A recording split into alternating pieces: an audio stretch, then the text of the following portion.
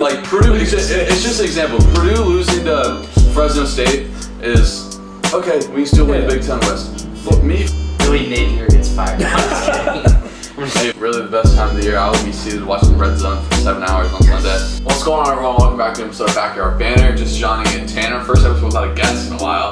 Now we're just going to be talking ball. We're going to start with the NBA playoffs. So what we're going to do, we're going to go every matchup in the first round, East or West. We're going to give a little 30-second preview, and then we're going to give you our pick. So we're going to start with the East. We're going to go top to bottom. Tanner, kick us off with the Celtics, Bulls or Heat. Bulls or Heat here. So we don't really know who the Celtics are playing yet. I'm going to guess the Bulls just because I think they beat the Heat. No Jimmy. But in this series, man, really the key for whoever plays the Celtics is just hope the Celtics play awful or get hurt or something, because I don't think either of these teams have a chance, especially the Heat with no Jimmy Butler. I think the Bulls could maybe steal a game from the Celtics.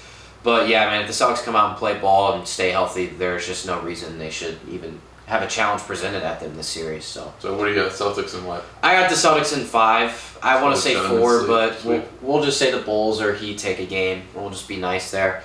So yeah, what do you think about Cavs Magic? Big Magic fan. Yeah, obviously I'm a Magic fan, but we kind of talked about it with our guests. The Magic are one of the worst three-point shooting teams in the NBA. They lack late game offense, and that's what a lot of the defense or a lot of the playoffs comes down to. The Magic's calling card is their defense. I think they're the number 3 rated defense as an All-Star break. Jonathan Isaac got the 5, really gives them a Swiss Army knife. They really don't have a liability defensively on the entire roster that plays. And then for the Cavs, how effective is Donovan Mitchell going to be? Is he going to score 35, but is he going to take 26 shots, like he's done in the past? How good can Darius Garland be as a secondary creator on the ball? And obviously, the thing that hurts the Heat also, and what they addressed in free agency, they went out and got Max Strus and Georges Niang for three-point creation. But Mobley is a below-average three-point shooter, and Jarrett Allen is not a good three-point shooter at all. So that's where the Magic can thrive. They can really clog up the middle when they're there. I'm going to take the Cavs in 7, just because I think their offense is better, and they've been there before, more experience. Really good step in the Magic rebuild, but I'll take the Cavs in 7 in a really competitive series. Yeah, moving on to the Bucks and Pacers here. Pacer guy. Obviously, I'm a little bit biased as a Pacer fan, but I feel like we could beat the Bucks even if they had Giannis.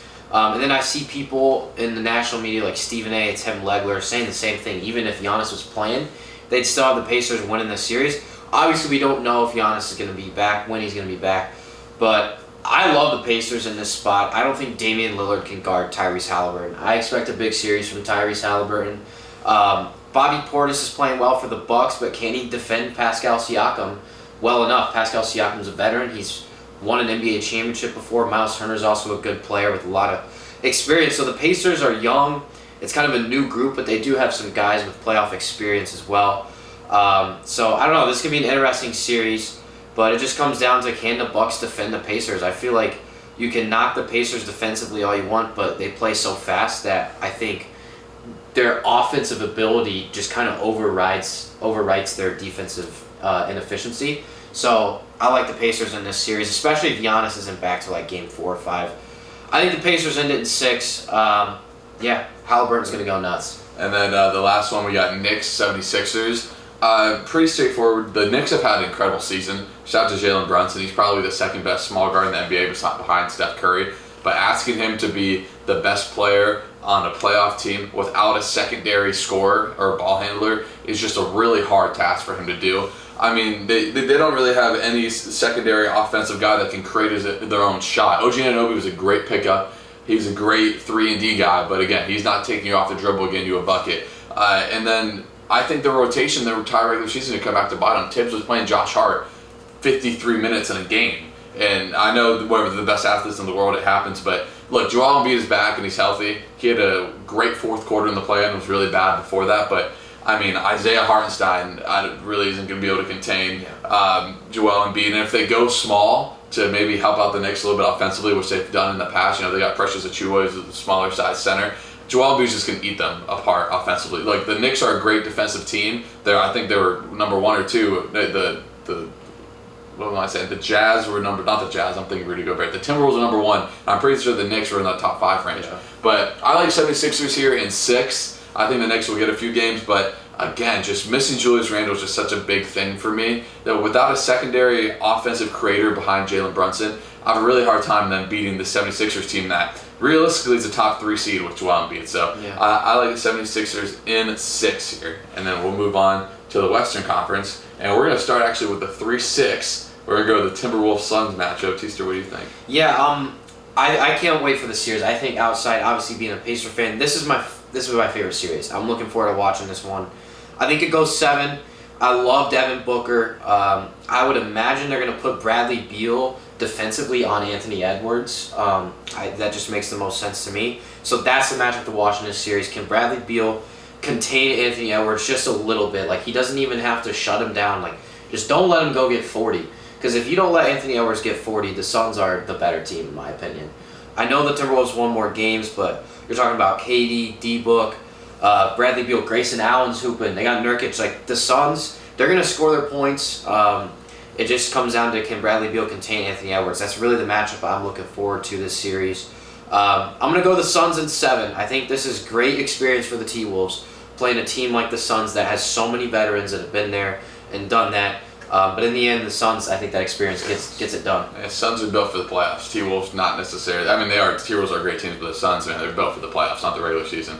We'll go back to the top. Thunder versus either the Pelicans or the Kings. I'm actually going to say the Kings because Zion I want to is hurt. see the Kings get another series. Yeah, Kings would be fun. And I think that would be a really fun series. Yeah. You know, you got the youngest starting 5 in the NBA right now, who's the 1 seed, and you got the Kings and Domantas Sabonis, which might be the most underrated player in all of the NBA. I would take the Thunder in 6 because of Chet. What Chet did completely unlocked the Thunder as their team. He's one of the best rim protectors in his first year. I mean, think about it. 2 of the best 3 rim protectors in the NBA are both rookies, with him and Wemby. And obviously Gobert isn't a rookie. But look, Shea's a walking 30. What does concern me a little bit is the playoff whistle. Shea does a lot of his damage at the free throw line. He might not get some of those calls in the playoffs. And De'Aaron Fox is, again, if you're playing Sacramento and you're good, you're probably going to be underrated. He's super quick, super good on the ball. But I just think the Thunder, man, I don't know if it's still called the Chesapeake Center, whatever it's called. That was what it was called when Durant was there. It's going to be rocking. They got one of the best home courts in all of the NBA. But again, Jalen Williams is going to be the X factor, not the Arkansas Jalen Williams. I know there's 2 of them. The Santa Clara one. And he's really good. Like I say underrated so much, but another underrated young player. They're just deep. I think Gordon Hayward that they got the deadline's an underrated piece. But yeah, I like Thunder in 6. And then we're going to move on right under them to the Clippers Mavericks. Very simple in this one. If Kawhi's healthy and plays, I think the Clippers. If he's not, I think it's going to be the Mavs.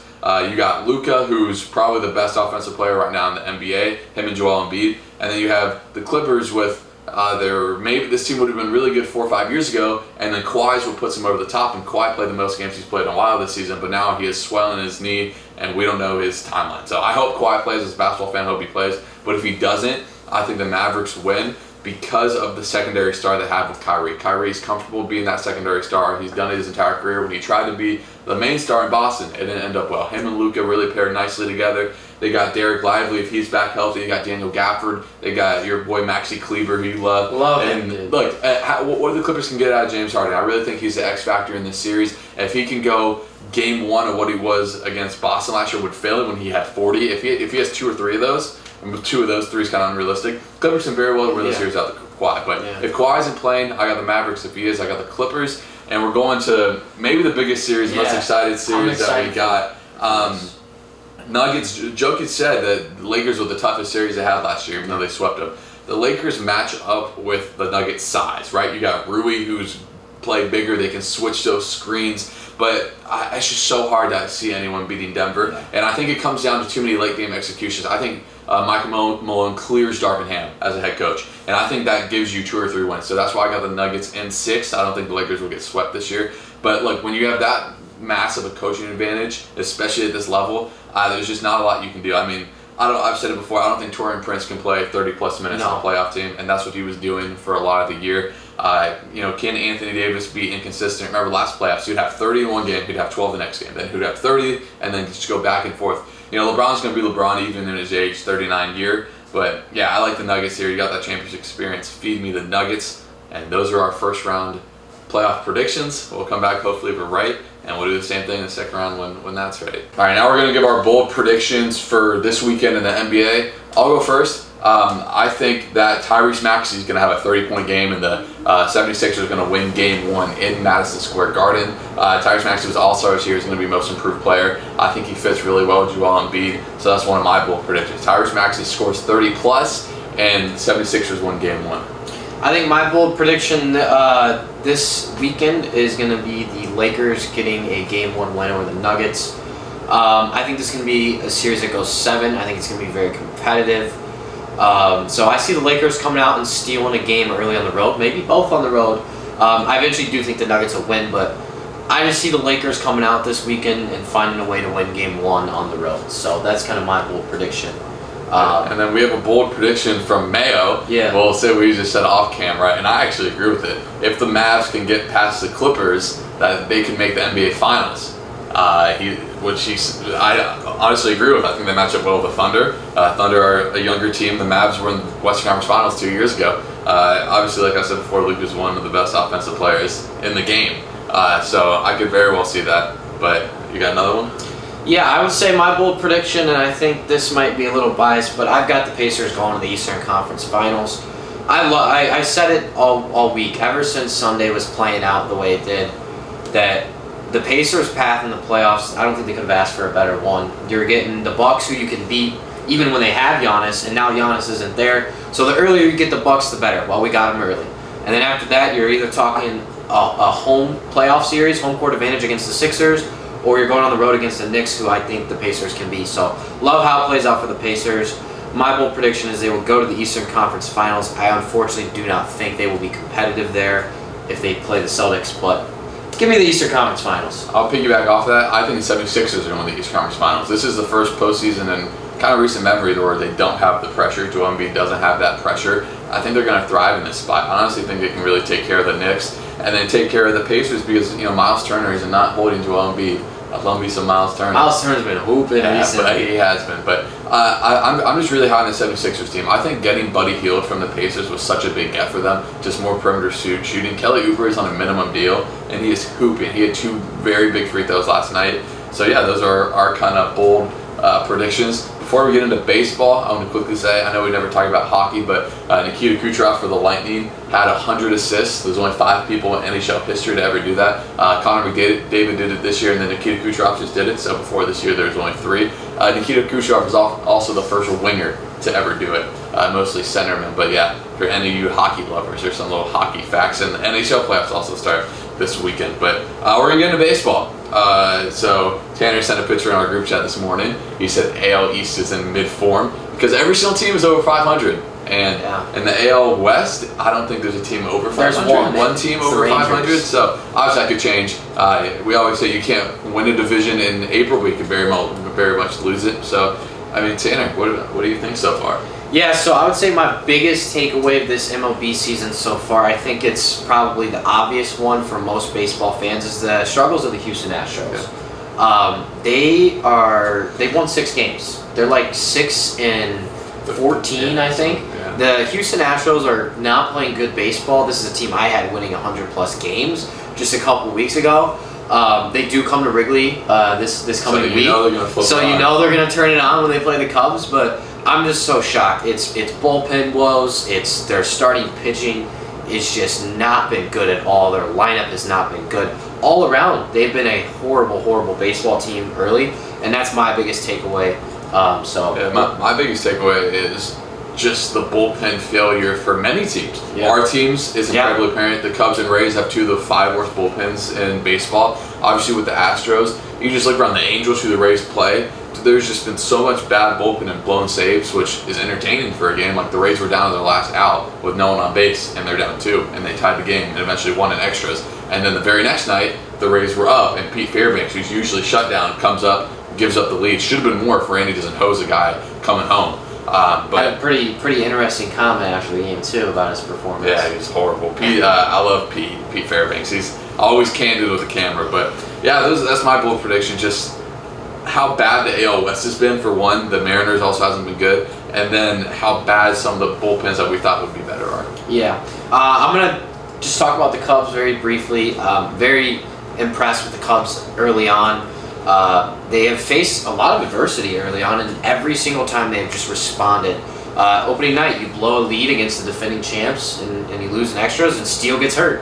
And then you turn around, you find a way to win a game against the Rangers. You go, you beat the Dodgers, you sweep the Rockies. So, like, the Cubs have responded well to a lot of injuries and tough losses. Even when the Cubs are losing, you're sitting there like, man, you should have won today. Like, the Cubs are playing some really good baseball. Obviously, the bullpen has not been good. That's really the one knock I have. But I think if the Cubs get some bullpen pieces, I mean, I know it's early. This is probably a little bit of like, you know how NFL Week 1 overreaction. This might be my first few week overreaction here. But if the Cubs get some bullpen pieces at the deadline, there's no reason they can't win a World Series in my eyes. I also think that maybe we could use another starting arm. Could go into the bullpen as well. But I'll briefly talk about the Rays also. They sit at 10-9. They realistically should be like 13-6, which how they've been playing. But again, I told Tim before they came on, Randy's hitting 160, Yandy's barely hitting 200, and you're above 500 with how bad your bullpen's been. I think you just kind of lick your wounds and just survive until the trade deadline, survive until the All-Star break, and you get guys back. Josh Lower starts his rehab start. Aronda's a week away from starting his rehab start. You have Tosh Bradley hopefully starting his rehab start. Shane Boz pitched 2 innings the other day. He said he felt good. So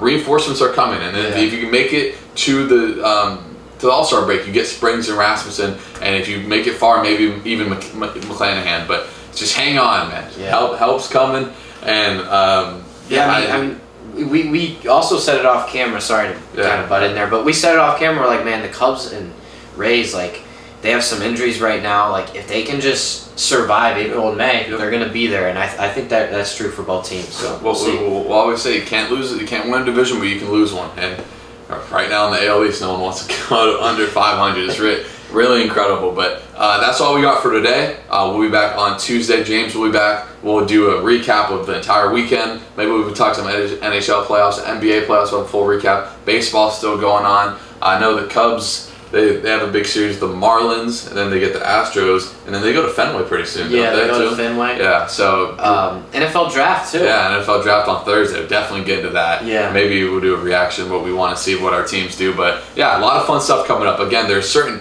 times in the sports calendar. You have the fall version with MLB in college football, MLB playoffs. Then you have kind of the spring version with March of Madness and all that stuff with the Super Bowl. And now you have this time, which is NBA and NHL playoffs with baseball starting. So again, one of the best parts of the sports calendar. And thank you guys for watching. We'll see you guys next time. Peace.